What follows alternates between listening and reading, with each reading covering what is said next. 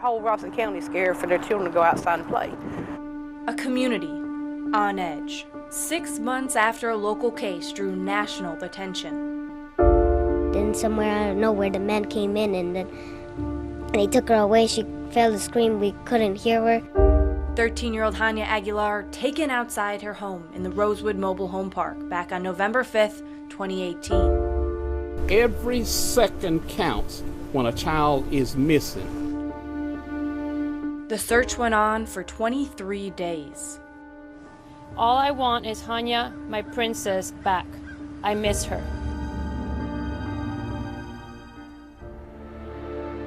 We believe we had found the body of 13-year-old Hania Aguilar. The body was found in a body of water off the Wiregrass Road in Robeson County. An autopsy revealing Hania was found by a dive team, naked, partially submerged in a muddy pit, her body decomposing, under a plastic folding table with a black tire on top, with a single black hair tie on her left wrist. The evidence revealing she was raped and likely suffocated, possibly by strangulation or gagging. But her body was too decomposed to reveal a specific cause of death. This is a horrific set of facts.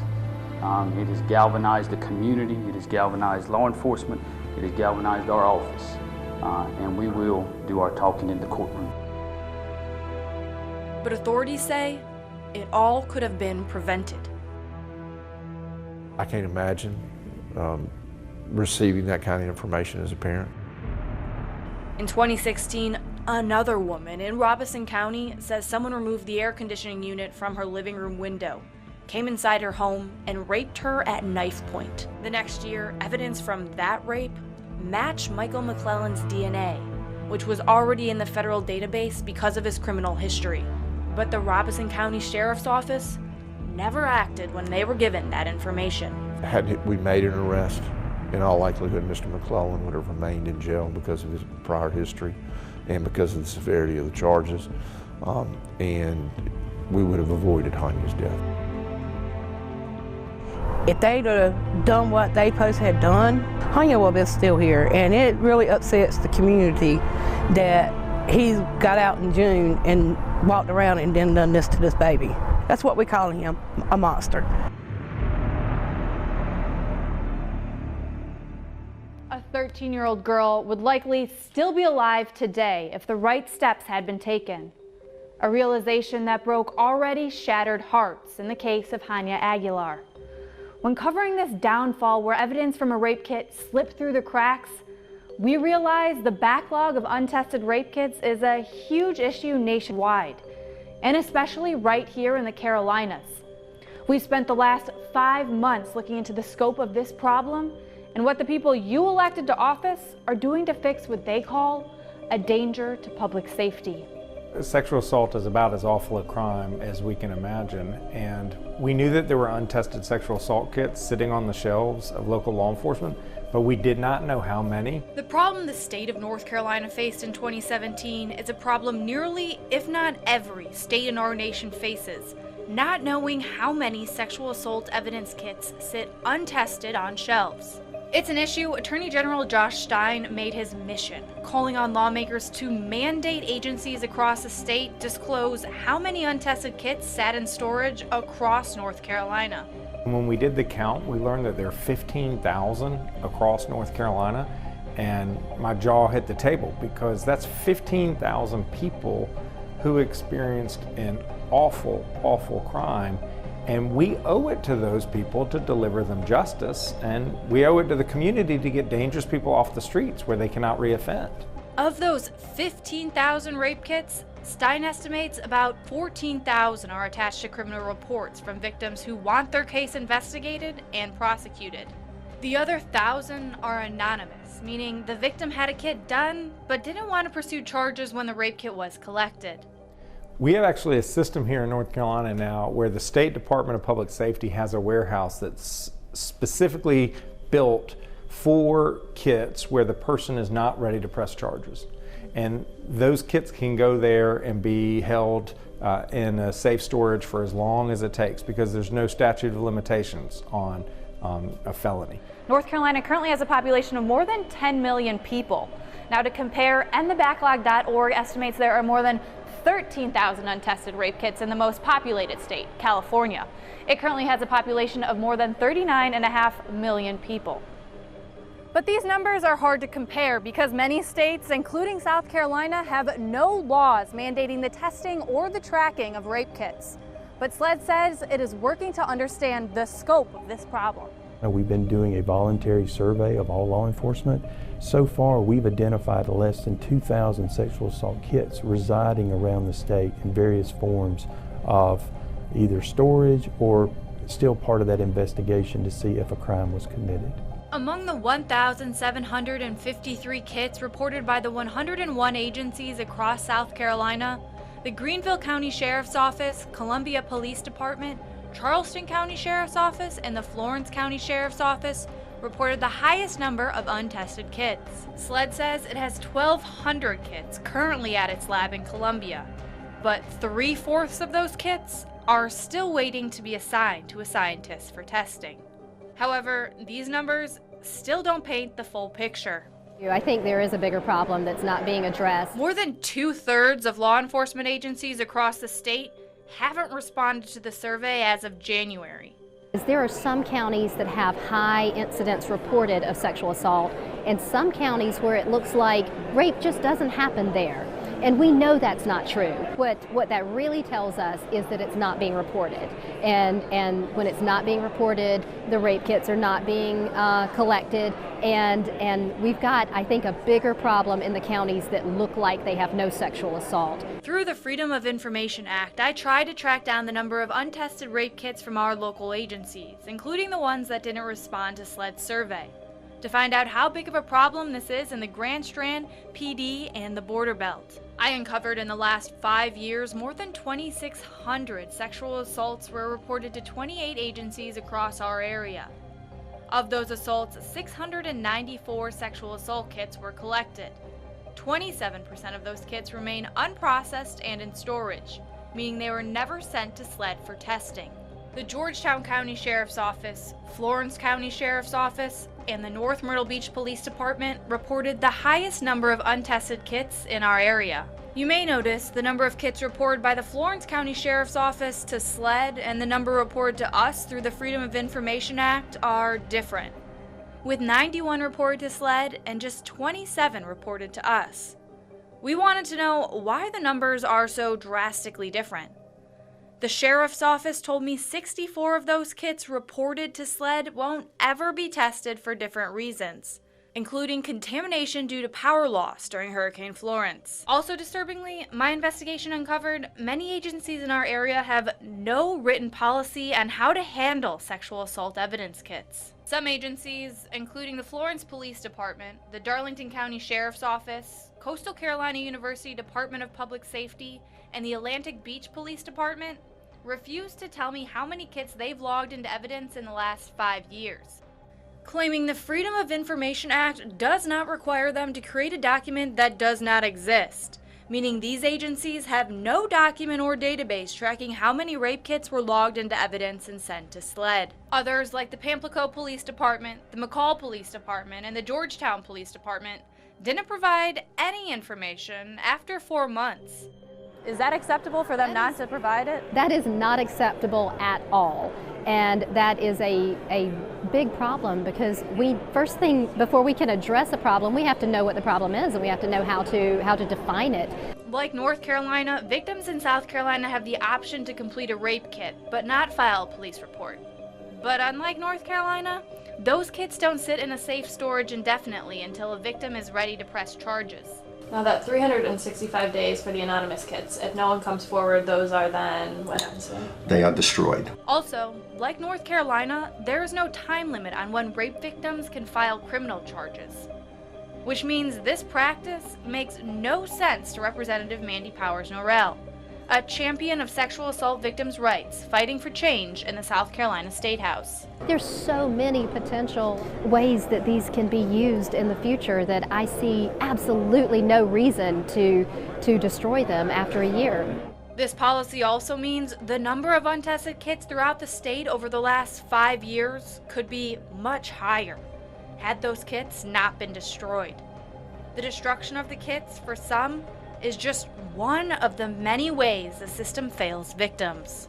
The truth is that the way that the process works now really isn't working for anyone. It's not working for the police, it's not working for advocates, it's not working for prosecutors, and it's certainly not working for survivors. To be destroyed in a year, it definitely ruins the chance of giving that consent in a way back to the survivor.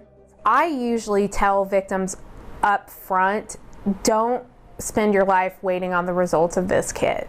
Particularly here in South Carolina, the most likely outcome is that this kit is not going to be tested. Coming up. I honestly thought I was going to die. I thought he was going to kill me. Though Coastal Carolina University was among the agencies that didn't release its numbers to us, we spoke with 2 students who are survivors of sexual assault about their experiences. Untested, the rape kit crisis in the Carolinas, continues next. Women between the ages of 18 and 24 are more likely to be victims of sexual violence than any other age group. This is according to Rape, Abuse, and Incest National Network. And among undergraduate college students, more than 23% of women experience rape or sexual assault. Now, only 20% of those women ever report the crime to law enforcement. But of those who do report, hundreds of rape kits remain untested and uncounted. Numbers representing victims who survived a violent crime and then went through an invasive exam to collect the evidence. Each of these kits contains a piece of their story and represents an attempt at justice. So it took place my freshman year, so October of 2016. I was a sophomore. It was April of 2017. I decided to meet with someone, not with any intention of a hookup or dating or anything. It was purely friend. And this was a fraternity social event. So I had gone to a lot of them before. He was just very awkward, kind of like, I thought it was cute, honestly. I was like, oh, you know, he's really nice and everything. And I felt like it was really promising. These hopeful beginnings wouldn't last.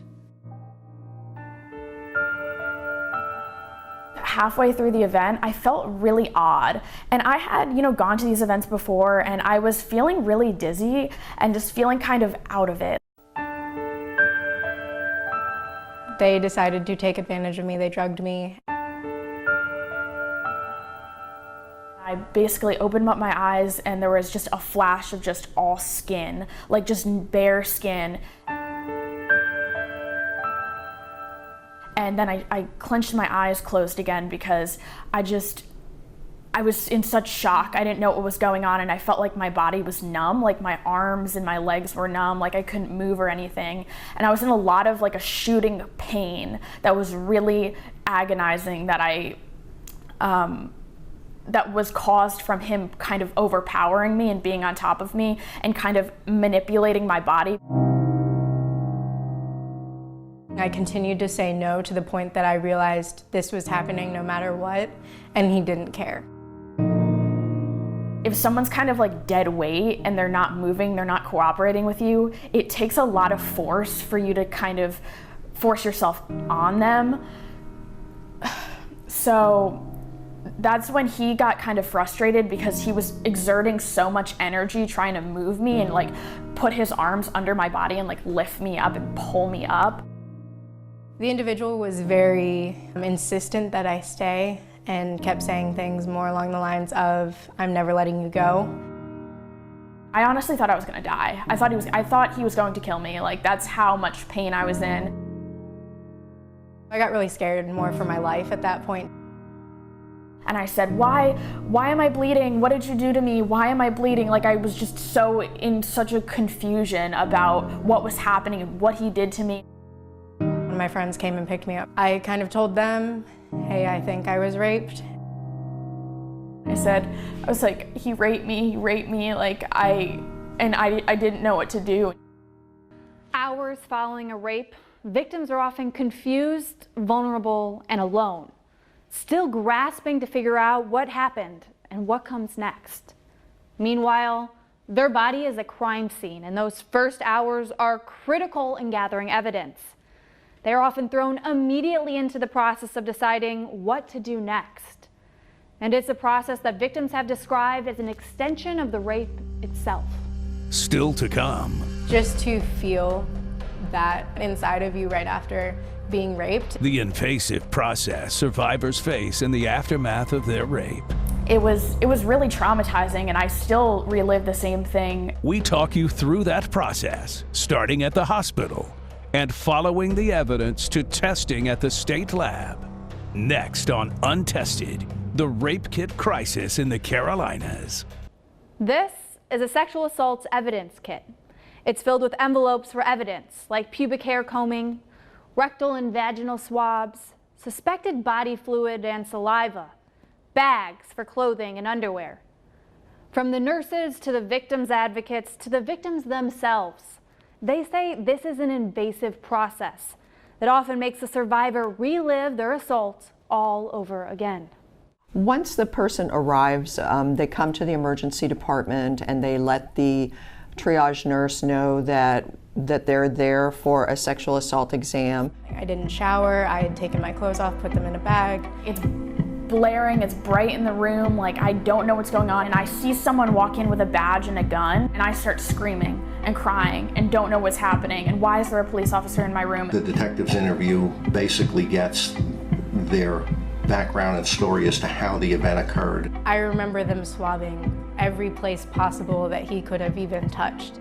Mouth to the skin, the neck, the genital areas. Basically my entire body. Picking and prodding and poking at you when they're doing the examination, it is very painful. Just to feel that inside of you right after being raped is not pleasant by any means. I pretty much had to strip down to nothing. If there are abrasions, cuts on the body, various injuries, we may be photographing that. You feel really exposed and vulnerable in that situation where someone's coming with this giant camera and just, taking all these close pictures of your face, of your neck, of every part of your body pretty much. We finished the exam, finished collecting all of the evidence. So the exam itself could take anywhere from 2 to 4 or 5 hours maybe. When you're talking about being vulnerable and being uncomfortable in that situation, that is pretty much everything that I felt in the hospital. After the evidence has been collected from the patient and the patient leaves, then the nurse finishes up the documentation and goes through and labels all of the evidence and then packages everything inside the kit and puts a copy of the SLED report in the kit and then seals the kit with the evidence tape. After that point, it really falls under law enforcement's role to direct what's going to happen to it. From the hospital, once the kit is performed, the officer or detective, whichever is still on scene at that particular time, will take the kit, deliver it here to the police department. While all this was going on, they had police officers that were in my apartment while none of us were there. If there's a crime scene where something has occurred or alleged to have occurred, we may be called in from the crime scene side of it to initially investigate it. They went into my bedroom and they took all my bed sheets, they took all my pillows, they took my clothes. From there, we'll examine whatever bedding or clothing has been sent in, mark whatever indications we see on it. Those are then repackaged and set up to be sent to SLED. The sexual assault kits are one of the most complex cases that we work. Every sexual assault case is unique based on the items submitted, how we have to work that case. We do have serologists that are assigned to a task force that they do nothing but sexual assault kits. So they go through, they identify the biological fluids that may be present that we think are probative. They do the appropriate documentation, the cuttings. They package that and send it up to the DNA casework department for that DNA analyst to go through the processes of developing that DNA profile. I had to end up calling constantly and checking up on the results of it. I actually, to this day, do not know whether or not it got tested and whether or not his DNA will be anywhere in that kit or even in the database as someone associated with a possible sexual assault. And so that's terrifying in itself. Madison and Anna made different decisions when it came to pursuing charges in their cases. Anna chose not to move forward with the judicial process, meaning her kit was likely destroyed 365 days after evidence was collected. But Madison did decide to move forward in hopes of getting her case heard in the court. I knew that I needed to do something about this, and in that moment, that was one of the most difficult decisions that I've ever had to make in my life. Next. Little did I know to the extent and how multifaceted the whole process really is. When the investigation continues, it's going to be a constant nightmare until that case is resolved. The process for victims is far from over. That victim's going to have to go through a hell of a lot more than just the initial attack. And the outcome often leaves them without justice. Not all cases have enough evidence to prove beyond a reasonable doubt. Coming up on Untested, the rape kit crisis in the Carolinas. For victims, this box is the start of justice. Now, without the kit, the road to achieve this gets harder and harder. A 22-year-old woman drinking in Myrtle Beach called a cab to take her home. Instead, the driver took her to a bar and then to the beach. Police found her lying unconscious in the sand with little clothing on. A woman dragged behind a trailer, grabbed by the throat, her clothes ripped off. A convenience store clerk forced by gunpoint into a back room. A 71-year-old woman checking on her property, thrown to the ground, tied up, clothes cut off. Their perpetrators each serving 8, 9, 18, 20 years in prison. But these outcomes are not the norm. The Rape, Abuse, and Incest National Network reports out of 1,000 rapes, 230 are reported. 46 lead to an arrest, and less than 5 result in incarceration.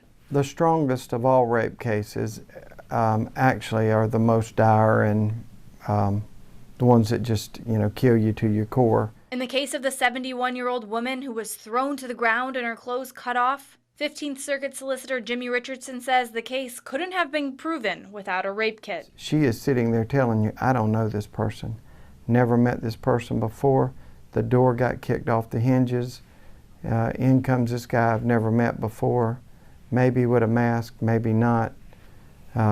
Without DNA, you probably don't solve that. We also learned there are times cases go to court before SLED completes testing and returns the kit. We've had to do that, and sometimes it's a big deal. Sometimes it's not as big of a deal. Richardson says the rape kit being incomplete isn't the hardest part of trying a rape case. In the majority of cases, the issue isn't proving who did it, it's proving if the sex was consensual or not. It's something the Victim Services Director for Richardson's office, Patty Fine, has to explain to survivors.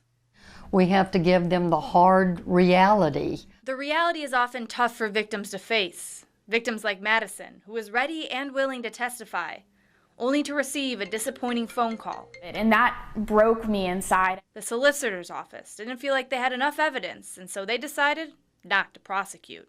No case that you take in the courtroom that you have to prove beyond a reasonable doubt of 12 people sitting on a jury is ever going to be easy. It was heartbreaking to me because it didn't go to a trial because the solicitor's office didn't want to pursue it because there was the opportunity that they weren't going to win. It's not always the best outcome that we see happening. Prosecutors are not attorneys for victims. They're prosecutors for the state of South Carolina.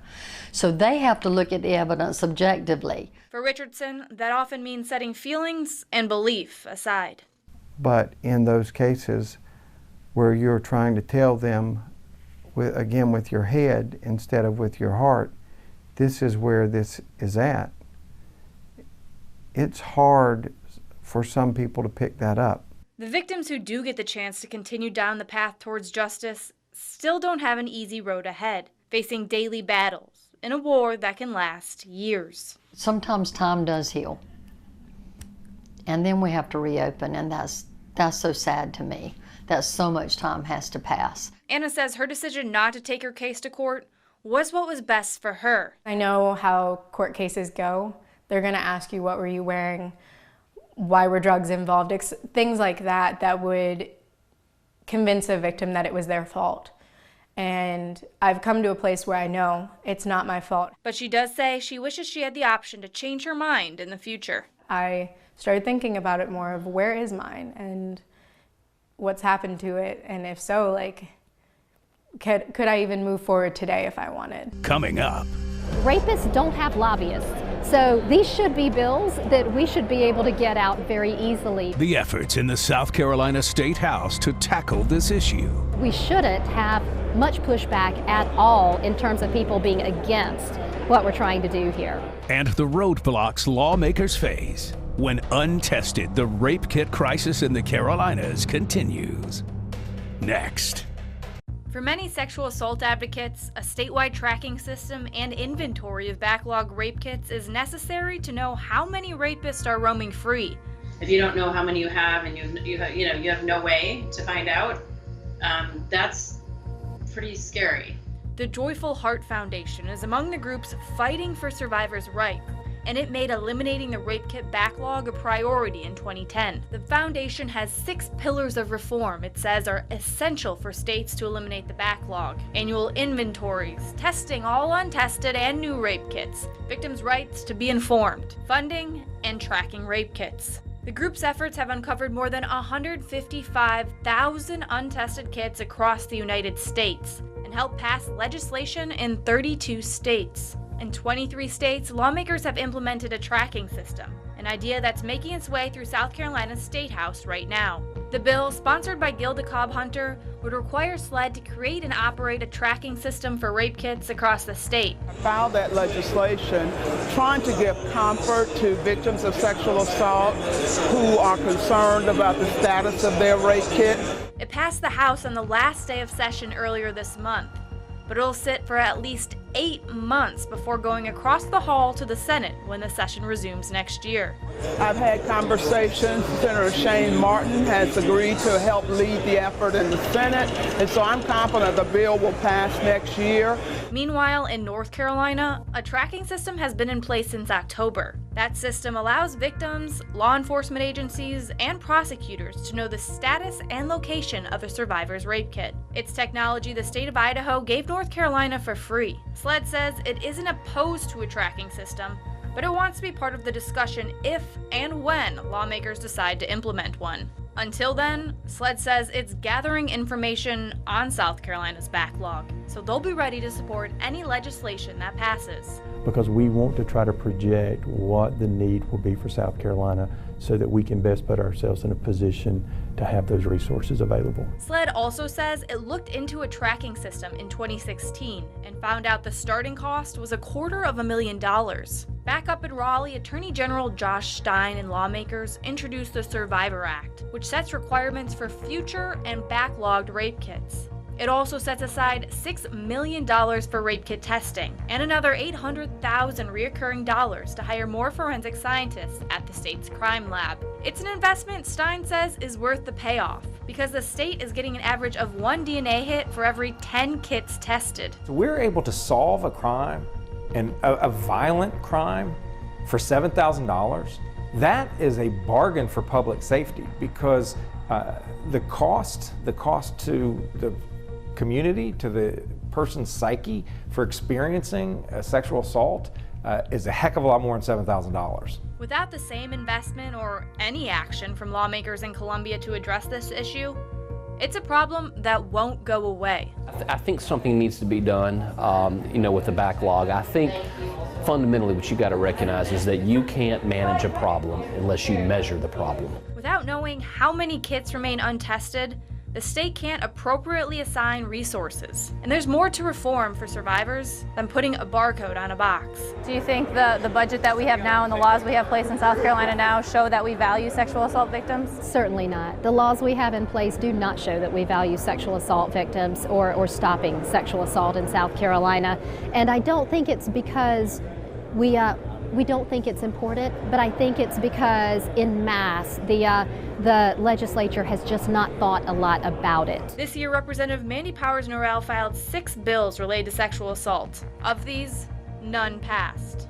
When I look at the state of our laws and I look at sexual assault, I say, why in the world do we not have a bill defining consent? Why don't we have a law, that gives sexual assault victims the rights that the Sexual Assault Survivors Bill of Rights would?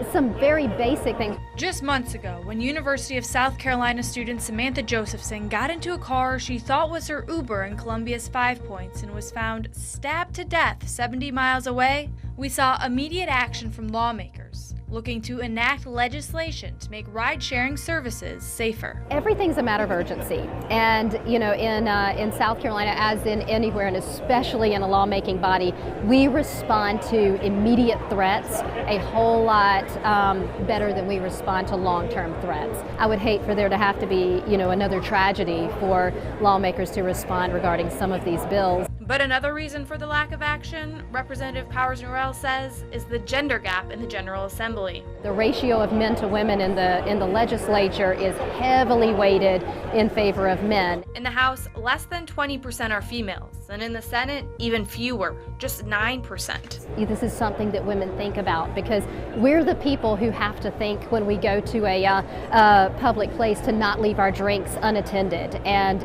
make sure we always have somebody with us when we walk at night and that kind of thing. It's always on our minds that we could be the victims of sexual assault. Another major hurdle is the cost. Testing a single kit costs an average of $1,000. And with at least 1,700 untested kits in South Carolina, that means more work at SLED, which is already responsible for processing evidence on other crimes for around 300 agencies. But all that money doesn't have to come from the state's general fund. In Washington, Congress has approved more than $40 million since 2014 for a sexual assault kit grant that helps local communities eliminate the backlog. Stein says North Carolina was awarded around $3 million in grant money to begin outsourcing its untested kits to private labs. In an already tight budget, with teachers fighting for better pay and South Carolinians pushing lawmakers to do something about the roads and school safety, the cost of testing these kits isn't at the top of the list for many lawmakers. But for those the broken system impacts, no dollar amount is too high. I don't think you can really put a price on what you need to do to get justice for that victim. How many future victims could we save, and how many current victims could get justice? And how much money could we save? I mean, there's really no downside to doing it. It comes down to prioritizing this issue in South Carolina. You got a finite amount of money and an infinite number of problems to address, and every problem we have is important, but each year they have to make tough decisions. We're not going to have the widespread support of law enforcement until we are able to tie that to funding. Funding requires the legislature to get deeply involved. But see, the situation is kind of hopeless right now because of the lack of resources, that if we just dedicated some resources to this, that the people who care would actually feel empowered to help. Next. When you test those kits, you will solve cold cases and you will put violent rapists behind bars. A North Carolina agency setting the standard for using the results of tested kits to crack cold cases and put serial rapists behind bars. We're going to figure out a way to get it done. Victims deserve better. Untested, the rape kit crisis in the Carolinas continues next. We have got to get these violent criminals off the street where they're hurting people.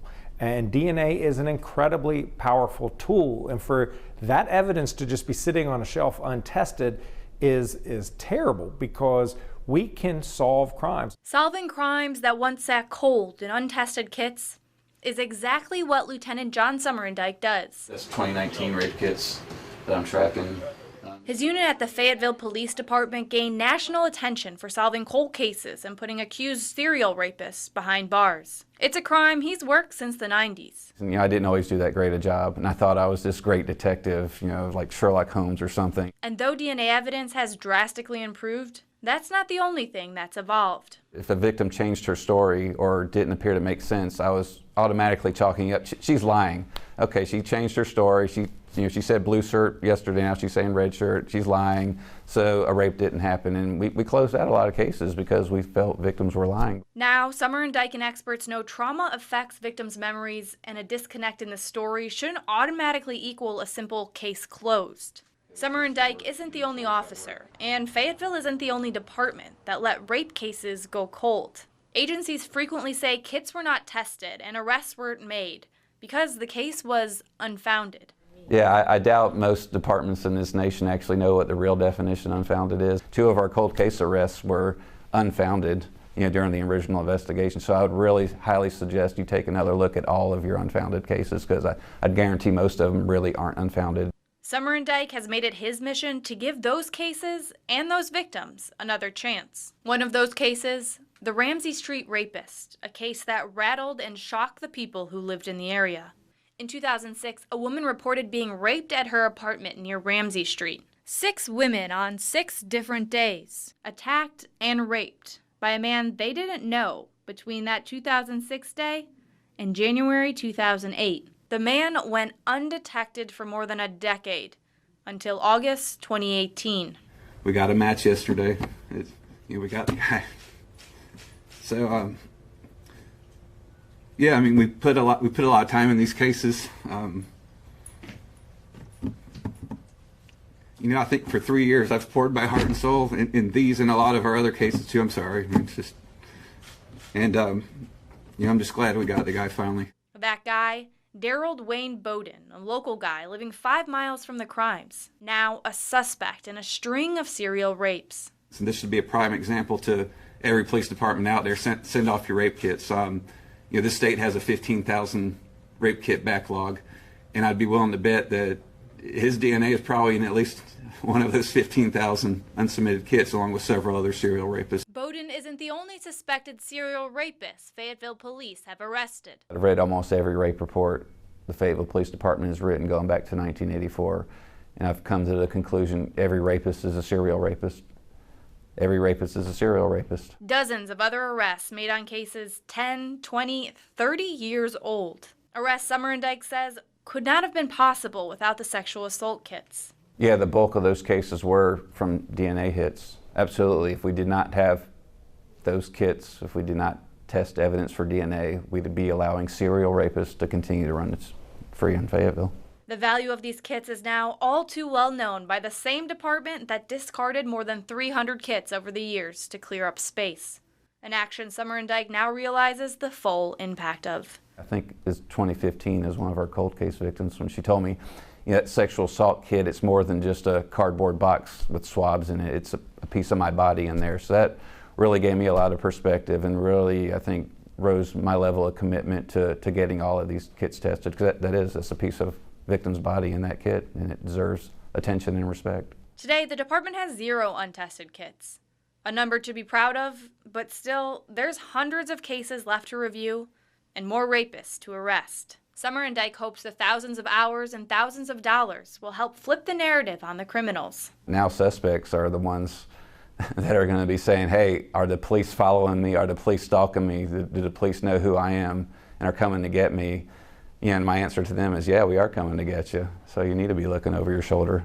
Fayetteville's efforts and success show while the system is broken, it's not beyond repair. It also shows the true value behind a single kit, because behind that box is a victim and the potential of taking a violent offender off the street. Every 98 seconds, someone in the United States is raped. Testing these kits can bring justice and healing to survivors. So what can you do?